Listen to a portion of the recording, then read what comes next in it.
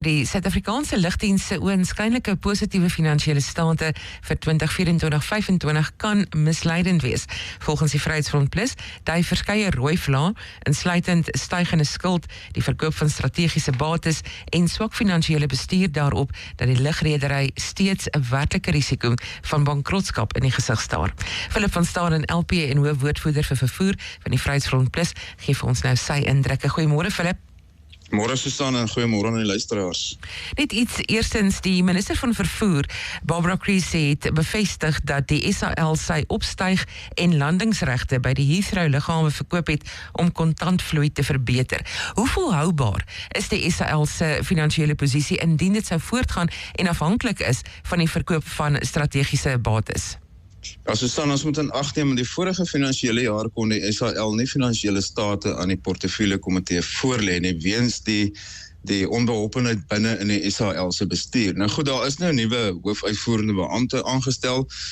Die dame het voor die komitee sitting verlede week met my kennis gemaak, met my gesels, en ons het so 'n bietjie oor die SAL gepraat. Maar goed, dieselfde vraag het ek vir die ouditeur-generaal ook verlede week gevra. Toe die verslag voor die komitee gedien het. En ek wil juist weet of die situasie as volhoubaar en finansiëel gesond beskou kan word, wat die toekoms van SAL aanbetref. En die antwoord was reguit gewees, vanuit 'n operasionele oogpunt is dit nie die geval nie. Ons moet ook onthou dat die SAL se debiteure skuld om 'n klomp geld. Dit beloop tussen 1,5 en 1,7 miljard rand. Maar aan die ander kant skuld SAL weer aan sy krediteure tussen 800 en 900 miljoen rand.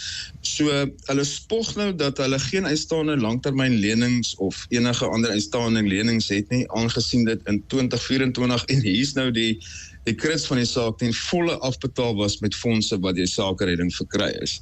Nou dis nou juist die punt van die Vryheidsfront Plus. Hoe lank gaan jy nog sakereddings moet kry om jou boeke te laat klop? Hoeveel bates gaan jy nog moet verkoop om jou status so te sê in die groen te kan toon? So dis nie glad nie volhoubare besigheidspraktyk of finansiële situasie waarmee ons tans sit nie. Die ouditeur-generaal het ook sekere tekortkominge uitgelig, veral rakende ongemagtigde uitgawes en swak rekordhouding. Jy het nou ook verwys na 'n nuwe operasionele of 'n nuwe hoof. Hoe gaan hulle dit aanpak? Ja, jy sien, die SAL se probleem, dis duidelik, daar is steeds baie groot probleme. Daar's audits wat nie slaag nie, daar's nie voldoende finansiële rekordhouding nie, daar's problematiese ongemagtigde uitgawes, daar's 'n gebrek aan gevolgbestuur, as jy Engels kan gebruik, consequence management. So wat hulle nou benodig is 'n voldoende befondse en funksionele interne audit eenheid. Dit is nou broodnodig om nie net 'n beter prentjie hieroor te kry nie, maar om hulle interne finansiële situasie oor te dra. Ek moet sê, ek vlieg SAL vir baie jare al tussen Kaapstad en Johannesburg en heen en weer. Hulle dienste op die vliegtuie is nie sleg nie. Hulle probeer regtig hulle bes. Hulle sitkamers by die verskeie lughawens vir al Kaapstad en Johannesburg is baie goed ingerig. Hulle het baie geld daaraan spandeer. So hulle diens wat hulle op die vliegtuig self lewer is glad nie sleg nie. Maar die finansiële interne organisasie binne SAL is heeltemal teen die grond. En ek dink dis tyd dat die belastingbetaler finaal van hierdie las onthef word. Daar is net een uitweg en die staat moet hierdie redery verkoop. Hulle sal hulle verliese moet sny wat hulle ook al oor die jare gehad het en raak ontslaaf van die ding en kry ten minste net iets terwyl jy nog iets vir hom kan kry. So dis die kruis van die saak. Ek dink privatisering staan die enigste uitweg om finaal van hierdie dooie voel ontslae te raak, wat soos 'n albatros met belastingbetalers se nek tans hang. Net 'n laaste ding, Philip, jy het gepraat van privatisering, maar ek wil net 'n stap terug gee.